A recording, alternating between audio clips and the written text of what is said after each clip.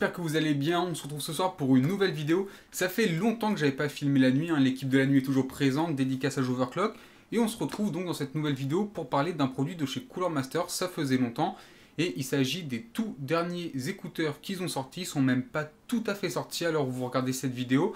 Ce sont donc les Master Pulse de chez Cooler Master, qui sont des écouteurs intra-auriculaires, qui sont, on va dire, dérivés des anciens résonars avec quelques toutes petites améliorations. On voit ça tout de suite, c'est parti. Nos Master Pulse, les voici, sont livrés dans une petite boîte noire très classique, donc c'est une boîte qui ressemble très fortement à celle des résonars. Quand on prend les écouteurs, les petits intra-auriculaires, ils sont là pour ceux qui ont de très bons yeux. Comme vous pouvez le voir, ce sont exactement des résonars en termes de design.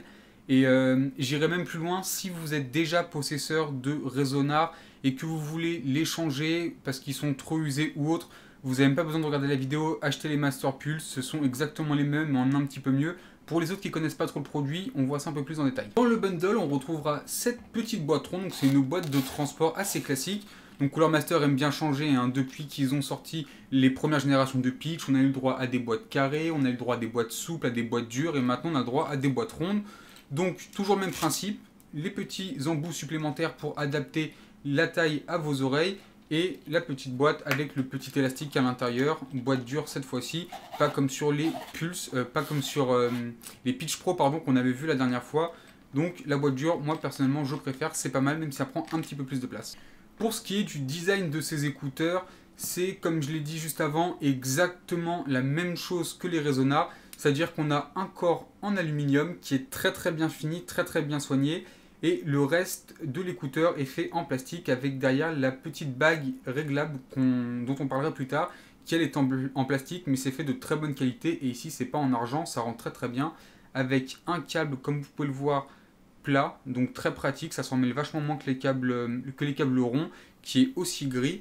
Et enfin, au bout, on retrouve notre petite prise de jack plaquée or, qui elle aussi est en aluminium de très bonne qualité. Pour ce qui est de la qualité audio maintenant, parce que c'est quand même le plus important avec les petits Master Pulse, il faut savoir que on reprend le même principe que les résonars, hein, je vous dis c'est vraiment les mêmes que les résonars, sauf qu'ils ont été un petit peu améliorés, avec le petit système de bague derrière, hop, qui bouge et qui permet donc de régler le son. Et ce petit réglage s'appelle le Bass FX, donc comme j'ai dit c'était déjà présent sur les résonars.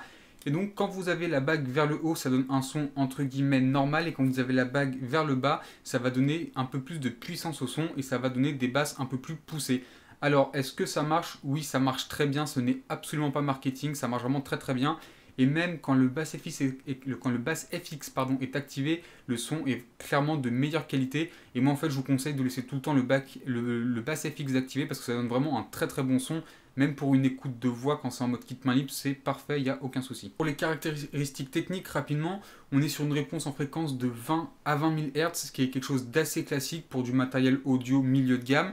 Et pour ce qui est de l'impédance, on est à 20 ohms, ce qui est très bien, ça permettra au résonard d'être compatible avec tout type de matériel, que ce soit votre PC portable, votre téléphone, heureusement parce que c'est un kit main libre, mais encore tous les appareils parce que 20 ohms c'est assez faible, donc vous n'avez aucun souci à vous faire. Alors comme j'ai dit, les Master Pulse sont donc des résonars qui ont été légèrement modifiés, et donc quelle est cette légère modification? En fait c'est au niveau de l'audio, ce ne sont pas exactement les mêmes haut-parleurs qui à l'intérieur ils ont légèrement été modifiés, et ici on est sur des haut-parleurs de qualité un petit peu supérieure, c'est pas non plus le jour et la nuit entre les résonars et les Master Pulse. Si vous avez déjà des résonars et que vous achetez des Master Pulse, vous ne serez pas perdu, c'est toujours le même type d'audio. Par contre, ça a été affiné au niveau des médiums, surtout c'est là où j'ai ressenti une différence. On a des médiums qui sont un peu plus clairs, qui sont un peu plus précis, et on a une meilleure dynamique entre les médiums et les basses et les médiums et les aigus, ce qui donne un son un peu plus agréable à écouter. Donc c'est plutôt bon, surtout qu'ils sont vendus plus cher que les résonars. Au final, ça reste un son assez neutre avec des aigus assez clairs, pas trop cristallins. On a des médiums qui sont assez équilibrés, un petit peu dynamiques, et des basses qui sont quand même présentes. Ça permettra d'écouter sans problème tout le type de musique, d'avoir des conversations en mode kit main libre sans que les voix de vos interlocuteurs soient un peu déréglées ou autres, ou que ça paraisse bizarre, donc il n'y a aucun problème. Ça permettra aussi d'écouter des films et des séries sans souci. Donc c'est un son qui est quand même très polyvalent, assez neutre au final, mais avec quand même une petite dynamique pour avoir quelque chose d'un peu sympa quand on écoute de la musique. Au niveau du prix maintenant pour ces Master Pulse, on est sur le site de Cooler Master à 59 euros, donc 60 euros, ce qui est 6 euros plus cher que les Resonars qui eux sont vendus à 54 euros sur le site de Cooler Master. Alors il faut savoir que sur le site de Cooler Master c'est en général un petit peu plus cher que sur Top Achat, LDLC, Material.net, Grosbill et tous les autres gros sites bien connus. Le problème étant c'est qu'ils devaient déjà être sortis mais ils ne sont pas encore disponibles dans les différents revendeurs. Donc je vous mettrai un lien dans la description quand ce sera disponible. Mais en attendant, on va dire qu'on part sur un prix à 60 euros. Pour 60 euros, c'est un bon rapport qualité-prix, il n'y a pas de problème. Au niveau des écouteurs, au niveau de la qualité, ce sont des écouteurs qui valent largement les autres écouteurs dans cette gamme de prix là. Moi personnellement je les préfère à des Sennheiser CX300 par exemple qui sont quand même un petit peu moins chers, mais là on a comme l'option kit main libre.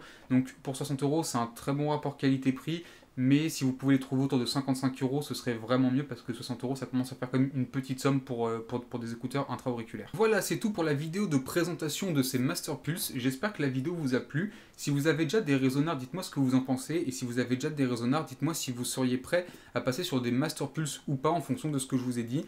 Et puis si vous regardez cette vidéo longtemps et que vous avez déjà les Master Pulse, dites-moi aussi ce que vous en pensez, ça m'intéresse beaucoup vu que je suis assez fan de ce produit là. Sur ce, merci de tous d'avoir regardé la vidéo, je vous dis à la prochaine, ciao tout le monde.